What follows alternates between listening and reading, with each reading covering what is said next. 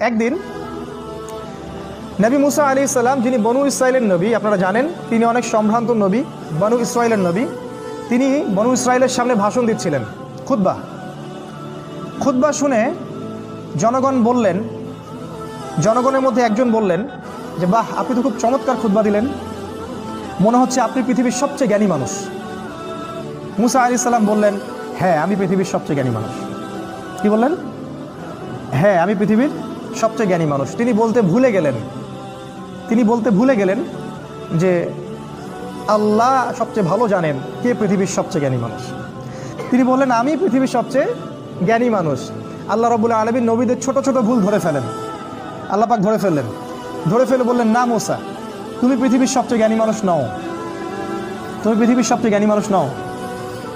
আমার একজন বান্দা আছে যাকে তুমি পাবে দুই সাগরের মিলনস্থলে, আমার সেই বান্দা তোমার চেয়ে অনেক বেশি জ্ঞানী।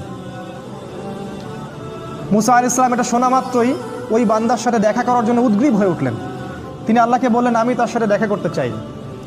আল্লাহ পাক বললেন, তুমি একটা ঝুড়ি নাও, এই ঝুড়ির মধ্যে কিছু মাছ নিবে, মৃত মাছ, এবং সাথে একজন সহযোগী নাও, নিয়ে সফর করো। যখন ওই দুই সাগরের মিলনস্থল পেয়ে যাবে, ওই জায়গায় দেখবে যে আমার সেই বান্দা বসে আছে। মুসা আলাইহিস সালাম সফর করলেন, তার সাথে একজন যুবককে নিলেন, যুবকের নাম হচ্ছে ইউশা বিন নুন। একটা ঝুড়ি নিলেন, সেখানে মাছ রাখলেন। এবার তিনি সফর করা শুরু করলেন। তিনি বলছেন, আমি সফর করতেই থাকবো, যদি আমাকে যুগ যুগ ধরেও চলতে হয়। সফর করতে শুরু করলেন। একটা পর্যায়ে সফর করতে দুই সাগরের মিলনস্থল তিনি পেয়ে গেলেন। সেখানে তারা রেস্ট করলেন, বিশ্রাম নিলেন।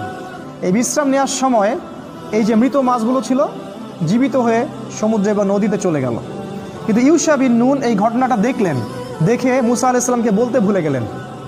শয়তান আমাদেরকে অনেক সময় আল্লাহর পথ থেকে ভুলে গেলেন। এরপরে মুসা আলাইহিস সালাম আবার উঠলেন রেস্ট নিয়ে এবং চলা শুরু করলেন আবারও সামনের দিকে। এবার চলতে উনি খুব ক্লান্ত হয়ে পড়লেন। এতক্ষণ পর্যন্ত কিন্তু তিনি ক্লান্ত বোধ করছিলেন না। মাছটা যেই সমুদ্রের নদীতে চলে গেল, এবার তিনি অন্য পথ যাচ্ছেন, ভুল পথে, এবং ক্লান্ত হয়ে যাচ্ছেন। তার মানে জীবনে চলার পথে আপনার পথ যদি ভুল হয়, আপনি খুব সহজে ক্লান্ত হয়ে যাবেন। আর আপনার পথ যদি হয় আল্লাহ এবং তার রাসূলের পথে, আপনি সহজে ক্লান্ত হবেন না। আপনার ভিতরে সবসময় চিরযৌবন কাজ করবে। যাই হোক, তিনি ক্লান্ত হয়ে গেলেন এবং ইউশা বিন নুনকে বললেন, নাস্তা নিয়ে আসো, মাছগুলোকে নিয়ে আসো, আমি খুব ক্ষুধার্ত। তখন ইউশা বিন নুনের খেয়াল হলো যে মাছ তো চলে গেছে নদীতে। তিনি বললেন, মাছ তো চলে গেছে নদীতে, আমি তো আপনাকে বলতে ভুলে গিয়েছিলাম। তখন বললেন মুসা আলাইহিস সালাম, তুমি এটা কি করেছো? ওইটাই তো সেই জায়গা, যে জায়গার সন্ধান আমরা করছিলাম। তারা আবার ফেরত আসলেন, এসে দেখলেন দুই সাগরের মিলনস্থলে একটা সাখরা বলে আরবিকে একটা পাথর বা রক, শিলাখণ্ড, এর উপরে একজন ব্যক্তি বসে আছেন। মুসা আলাইহিস সালাম তাকে সালাম দিলেন, বললেন আসসালামু আলাইকুম। খিদির আলাইহিস সালাম বললেন, ওয়া আলাইকাস সালাম। এই জনমানব শূন্য জায়গায় কে সালাম দিচ্ছে? তখন মুসা আলাইহিস সালাম বললেন, আমি মুসা। খিদির আলাইহিস সালাম বললেন, কোন মুসা? বনি ইসরাইলের মুসা? কোন মুসা? বনি ইসরাইলের মুসা। তার মানে খিদির আলাইহিস সালাম বনু ইসরাইলের ব্যক্তি নন। খিদির আলাইহিস সালাম ইহুদি খ্রিস্টানদের কেউ নন, তিনি বনু ইসরাইলের মধ্যে কেউ নন। সালাম দেয়া হলো। মুসা আলাইহিস সালাম বললেন, আমি কি আপনার সাথে এই শর্তে থাকতে পারি যে আল্লাহ পাক আপনাকে যে জ্ঞান শিক্ষা দিয়েছেন সেখান থেকে আপনি আমাকে কিছু শেখাবেন, ওস্তাদের সোহবত। এবার খিদির আলাইহিস সালাম বললেন, অ্যান্সারটার দিকে খেয়াল করেন। খিদির আলাইহিস সালাম বললেন, ইন্নাকা লান তাসতাতিআ মাইয়া সাবরা। মুসা, তুমি আমার সাথে ধৈর্য ধরতে পারবে না। কি বললেন? মুসা, তুমি আমার সাথে ধৈর্য ধরতে পারবে না। কারণ খিদির আলাইহিস সালাম শেষ পর্যন্ত জানেন যে কি হবে। গল্পের শেষে আমরা তাই দেখব, মুসা আলাইহিস সালাম ধৈর্য ধরতে পারেননি। কিন্তু মুসা আলাইহিস সালাম বললেন, ইনশাআল্লাহ আমি ধৈর্য ধরব, আমাকে আপনি সাথে নেন, ইনশাআল্লাহ আমি ধৈর্য ধরব। খিদির আলাইহিস সালাম ইনশাআল্লাহকে সম্মান করলেন এবং মুসা আলাইহিস সালামকে সাথে নিলেন। কিন্তু বললেন, তুমি আমার সাথে সফর করো, কিন্তু আমাকে কোনো প্রশ্ন করতে পারবে না, একটা প্রশ্ন করা যাবে না। আমি কি করব না করব কোনো বিষয়ে কোনো প্রশ্ন করা যাবে না। মুসা আলাইহিস সালাম বললেন, ঠিক আছে। এবার তারা চলতে শুরু করলেন। এবার ঘটনা শুরু। চলতে একটা নদী আসে। এবার তারা নদী পার হবেন, কিন্তু কোনো টাকা পয়সা সাথে নাই। খিদির আলাইহিস সালামকে ওই মাঝিরা চিনত। সেই মাঝিরা তাকে বলল, আপনি নৌকায় ওঠেন, টাকা পয়সা লাগবে না। খিদির আলাইহিস সালাম মুসা আলাইহিস সালামকে নিয়ে নৌকায় উঠলেন। এবার নৌকা চলতে শুরু করলো। নৌকার পাতা টানের উপর একটা পাখি এসে বসলো। এই পাখিটা ওই নদী থেকে একটু পানি খেয়ে চলে গেল। এই দৃশ্যটা দেখে খিদির আলাইহিস সালাম বললেন, হে মুসা, এই যে পাখিটা যতটুকু পানি এই নদী থেকে খেয়ে চলে গেল, ওই অতটুকু পানি হচ্ছে তোমার আর আমার জ্ঞান। আর এই যে নদীর যত পানি দেখছো, এগুলো হচ্ছে আল্লাহর জ্ঞান। আল্লাহর জ্ঞানের তুলনায় মানুষের জ্ঞান এতটুকু সামান্য, যতটুকু ওই যে পাখিটা যতটুকু পানি খেয়ে গেছে অতটুকু। যাই হোক, নৌকা চলতে থাকলো। এক পর্যায়ে একটা ঘটনা ঘটলো যে খিদির আলাইহিস সালাম একটা কুড়াল নিলেন। কুড়াল নিয়ে নৌকার যে পাতা টান নিচে একটা ফুটা করে দিলেন। এবার এই দৃশ্য দেখে মুসা আলাইহিস সালাম বললেন, আপনি এটা কী করলেন? যারা বিনা পয়সায় আমাদেরকে সফর করালো, আমাদের উপকার করলো, ওই বেচারা গরিব মানুষের এই একমাত্র সহায় সম্বল নৌকাটা আপনি ফুটা করে দিলেন। আপনি তো লাকাদ জি'তা শাইআন ইমরা, আপনি তো বিশাল একটা ভয়ঙ্কর কাজ করলেন, গুনার কাজ করলেন আপনি একটা। তখন খিদির আলাইহিস সালাম বললেন, আলাম আকুল ইন্নাকা লান তাসতাতিআ মা'ইয়া সাবরা, হে মুসা, আমি কি তোমাকে বলিনি তুমি আমার সাথে ধৈর্য ধরতে পারবে না? মুসা আলাইহিস সালাম বললেন, আমাকে ক্ষমা করে দিন, আমি ভুলে গিয়েছিলাম, এরপরে ইনশাআল্লাহ আমি আর কোনো কোশ্চেন করব না। তারা আবার চলতে লাগলেন। চলতে চলতে চলতে চলতে একটা বাচ্চার সাক্ষাৎ হলো। বাচ্চা, ছোট বাচ্চা, গোলাম। কোরআন বলেছে গোলামান ফাকাতালাহ, খিদির আলাইহিস সালাম বাচ্চাটাকে হত্যা করলেন। এটা তো আরও ভয়ঙ্কর ব্যাপার।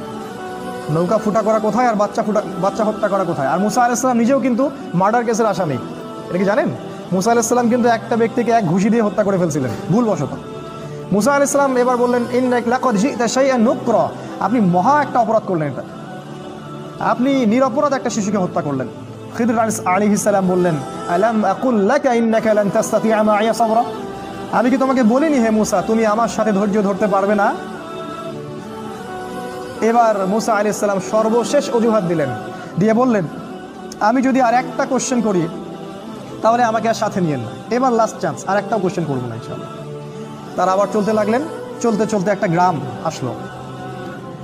সেই গ্রামের মানুষগুলো ছিল একটু আমাদের নিউ ইয়র্কের মানুষের মতো আর অনেকটা আমাদের এখন ঢাকা শহরের মতো মেহমানদারি করতে চায় না। মেহমান আসলে বিরক্ত হয়। তারা মেহমানদারি করতে চাইলো না।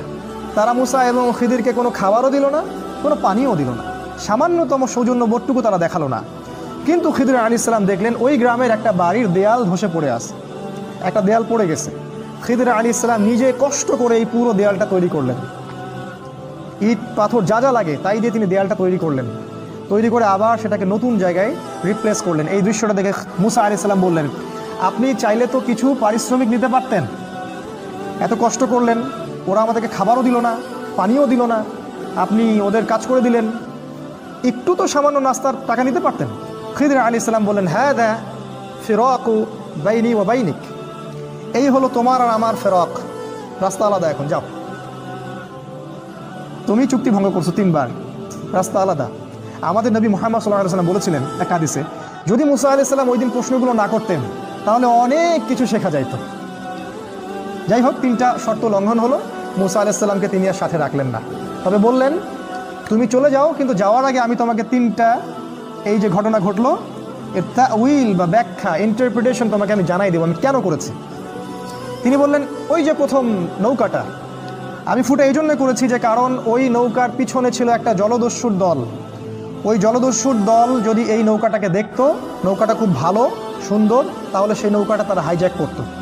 আমি নৌকাটা ফুটা করে দিয়েছি, এই ত্রুটিযুক্ত নৌকাটা তারা নিবে না, তারা ত্রুটিযুক্ত কোনো নৌকা নিবে না, নষ্ট নৌকা তারা নিবে না। যদি নৌকাটা ভালো থাকতো তাহলে ওরা ওই গরিব মাঝির শেষ সম্বলটুকু ছিনিয়ে নিয়ে চলে যেত। তোমার কাছে মনে হয়েছে আমি ক্ষতি করেছি, কিন্তু আমি পরোক্ষভাবে ওর উপকার করেছি, সেটা তুমি সবর করতে পারোনি।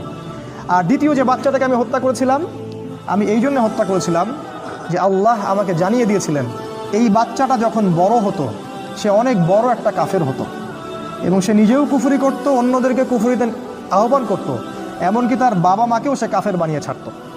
আল্লাহ পাক আমাকে আদেশ করেছিলেন, তাই আমি তাকে হত্যা করেছি। আর আল্লাহ পাক এই বাচ্চার বদৌলতে ওই বাবা মাকে আরও ভালো ভালো সন্তান সন্ততি দিবেন। এই হলো দ্বিতীয় প্রশ্নের উত্তর। আর তৃতীয় প্রশ্নটা কি? ওই যে আমি দেয়ালটা নির্মাণ করলাম, তোমার কাছে মনে হলো যে আমি অযথাই পরিশ্রম করলাম, তো আল্লাহ আমাকে জানিয়ে দিয়েছিলেন যে ওই দেয়ালটার নিচে ওই বাড়ির দুইটা এতিম বাচ্চার সম্পত্তি লুকানো আছে। ওই বাড়ির দুইটা এতিম বাচ্চার সম্পত্তি ওই দেয়ালের নিচে লুকানো আছে, গুপ্তধন।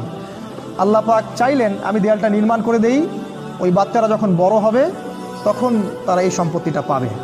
আর দেয়াল যদি নির্মাণ না করতাম তাহলে অন্যেরা ওর সম্পত্তি লুট করে নিয়ে যেত, তারা ভোগ করতে পারতো না। এই হলো 3টা ঘটনার তাউইল যে ব্যাপারে তুমি সবর করতে পারোনি।